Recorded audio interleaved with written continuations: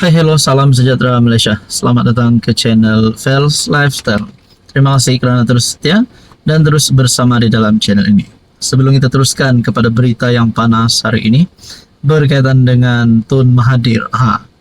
Di sini saya selitkan beberapa jenis produk. Nah, boleh lihat, boleh tengok-tengok mana satu produk yang sesuai dengan Anda, sesuai di mata, sesuai di hati. Jangan kasih lama, tekan produk itu. Order sangat mudah, sangat simple. Order macam dekat Shopee. Nah, tuan-tuan dan puan, setelah kekalahan Tun Mahathir pada PRU15, uang deposit pun tidak dapat kembali. Ada yang kata Mahathir kini sedang kritikal. Tidak mampu menumbangkan Anwar, walaupun ada berita kabar angin mengatakan gerakan untuk tumbangkan Anwar dan sebagainya. Anwar Ibrahim tetap berdiri teguh sebagai PM. Walaupun kita dapat lihat hubungan di antara Mahathir dan Anwar tidaklah terlalu baik, ada yang kata Mahathir kini sudah tiada harapan. Anak tumpaskan Anwar sudah kritikal. Sepatutnya Tun Mahathir rehat saja di rumah. Akhirnya, ini satu berita yang mengejutkan. Apakah Mahathir berhalusinasi selepas tragedi PRU15 atau doa Fadzil Nur sudah termakbul? Dalam istilah psikologi, gejala narsistik atau Narcissistic Personality Disorder (NPD) merupakan personality atau karakter seseorang yang sentiasa merasakan dirinya sahaja betul, tidak mahu menerima pandangan orang lain, dan memiliki sifat empati yang rendah dalam hampir semua perkara.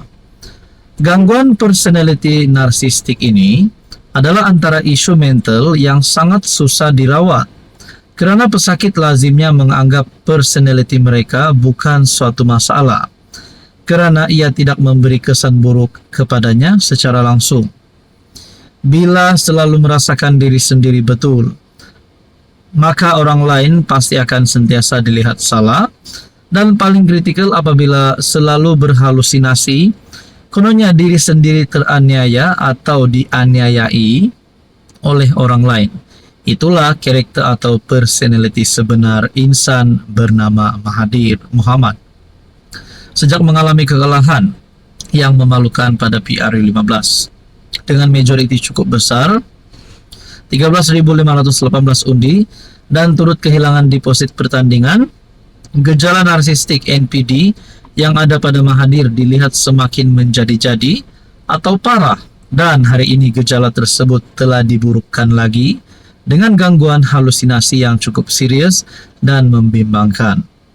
Terkini dalam sebuah podcast Apa Cerita, gejala NPD dan gangguan halusinasi Mahathir sudah tidak dapat dibendung lagi apabila Mahathir mendakwa secara terbuka PM menghalang beberapa pemimpin negara asing daripada mengadakan pertemuan dengan beliau.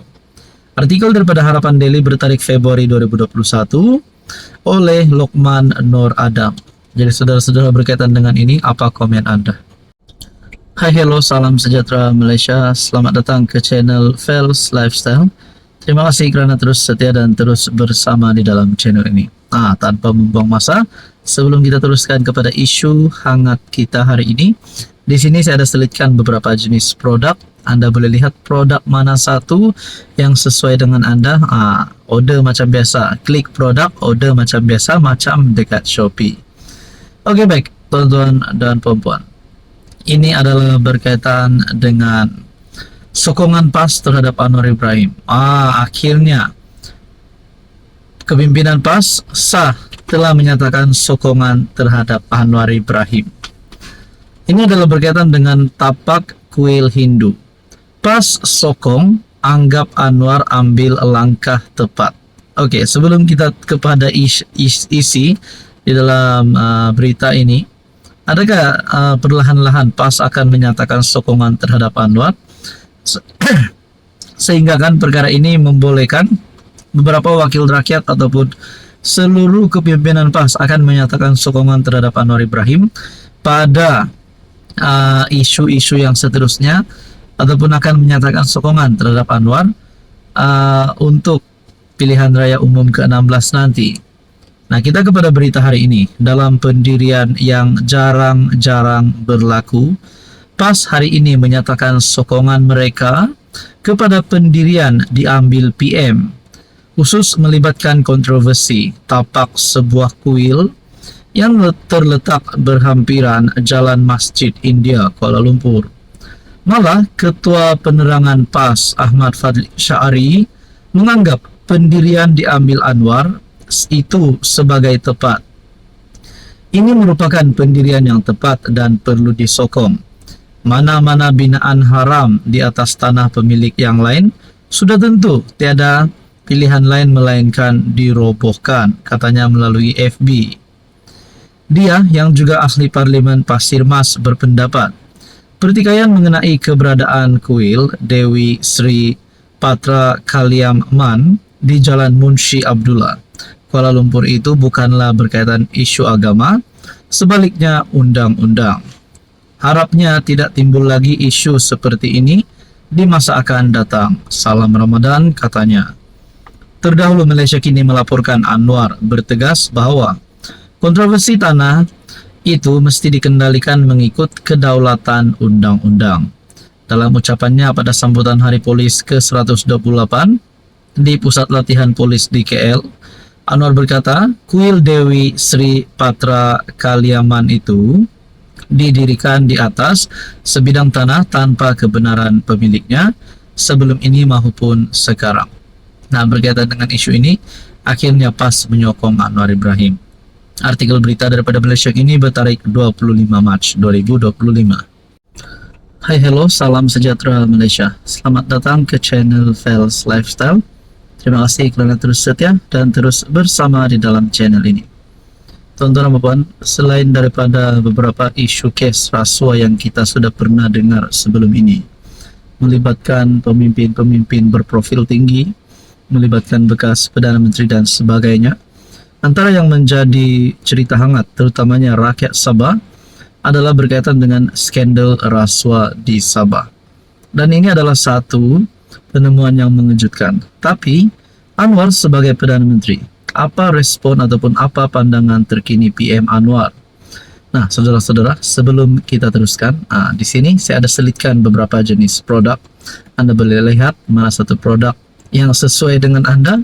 Order macam biasa, sangat simple. Order macam dekat Shopee. Nah, tuan-tuan dan puan, dalam satu kenyataan melalui Bersatu Sabah, tiba-tiba Anwar jadi bisu berhubung isu rasuah.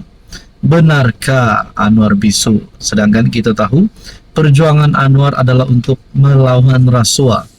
Mungkin ada yang bertanya-tanya, adakah Anwar Ibrahim akan memecat Ketua Menteri Sabah Haji Jinor? Adakah beliau akan menamatkan kerjasama bersama JRS disebabkan skandal rasuah Sabah? Bagi saya tidak relevan perkara itu untuk dilakukan Anwar, kerana belum dinyatakan, belum dibuktikan bahawa adun-adun yang disebut dan termasuk Ketua Menteri Sabah bersalah di dalam skandal rasuah Sabah ini. Walaupun hanya menjadi cerita, tapi semuanya kita tunggu adalah keputusan yang sahih daripada mahkamah. Perdana Menteri Anwar Ibrahim sekali lagi dikecam selepas memuji secara terbuka Ketua Menteri Sabah Haji Jinor pada 22 Mac lalu. Kali ini kecaman terhadap Anwar diluahkan Bersatu Sabah. Ketua penerangannya Suhaimi Buang berkata, menyentuh masalah kemiskinan tegar, masalah jalan raya dan kemudahan asas lain. Namun, isu rasuah yang hangat diperkatakan tidak disebut langsung. Sedangkan kata Suhaimi, berdasarkan maklumat serta rakaman video yang tular, Haji J terpalit dengan dakwaan skandal rasuah bersama 8 adun dan seorang speaker Dewan Undangan Negeri Sabah. Sejak Anwar menjadi PM, memerangi rasuah dikatakan menjadi matlamat utamanya. Tiba-tiba beliau menjadi bisu dan buta berhubung skandal rasuah Sabah. Adakah dengan kenyataan daripada Bersatu Sabah ini menunjukkan bahawa Anwar ini tidak layak untuk menjadi PM kerana tidak memegang kata-kata beliau? Tapi bagi saya, perkara ini pasti akan diuruskan oleh PM dengan lebih baik.